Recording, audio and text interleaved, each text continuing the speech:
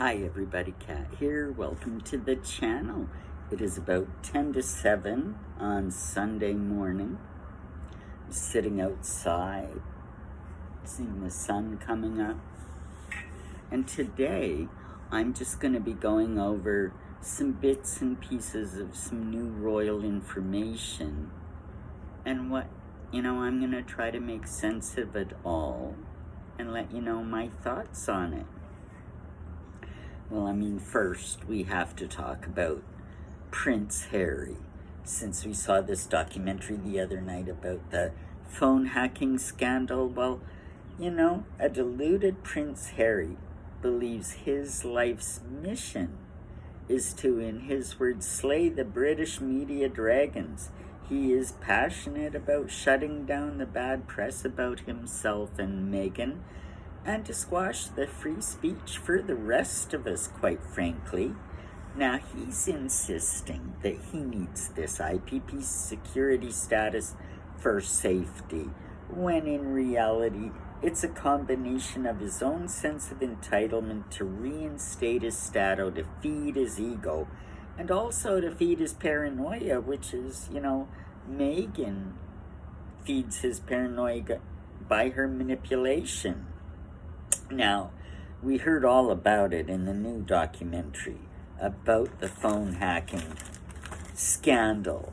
And now Harry claims he cannot and will not bring Meghan and the children, there are no children, to Britain, and because it's not safe. He's raving about knifings and acid attacks, just off the chain. If he and Meghan were in Britain, under any capacity at all, they would always have some level of police protection. They're not going to be knifed or have an acid attack, And like with the IPP status, he gets his status back. He gets immunity from prosecution, him and Meghan. They get their armed security, and probably most important and dangerous aspect of this all, access to actionable intelligence, which, allegedly they could use for nefarious purposes. Now, by the way, if you're wondering, I wrote this all down so that I wouldn't miss any points, just so it's concise and I don't end up rambling. Now, there is info swirling online that Harry and Meghan didn't flee Britain, the royal family, Mexit, but were pushed out, and that Meghan is now saddled with a restraining order or peace bond to keep her well away from any royals and any royal residences. Now, I don't know if this is true, but that means this whole farce is to cover why she can't actually be back in Britain. And again, the real royals, but Charles, he's still letting it happen, The royals have had enough of them, though, and William, as I've said for a long time, I believe now that William is calling the shots these days, and he'll never allow Harry, let alone Meghan, back in the inner circle. I just can't see it. Now, this past little while, and I did a video when they first came out about the monarchy's finances. The accounts were published a few weeks back, and since then we've seen information trickle down.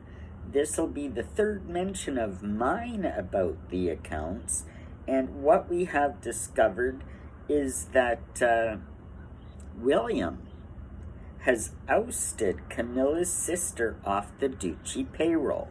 Now, here's what happened. For over a decade, Camilla's sister, Annabelle Elliot, has been hired. She was employed by Charles when he was Prince of Wales as the chief designer of the royal estates for him and Camilla. She would decorate, she would recommend things. Apparently, she gave some input on the I believe, Sandringham restaurant, gift shop restaurant thing.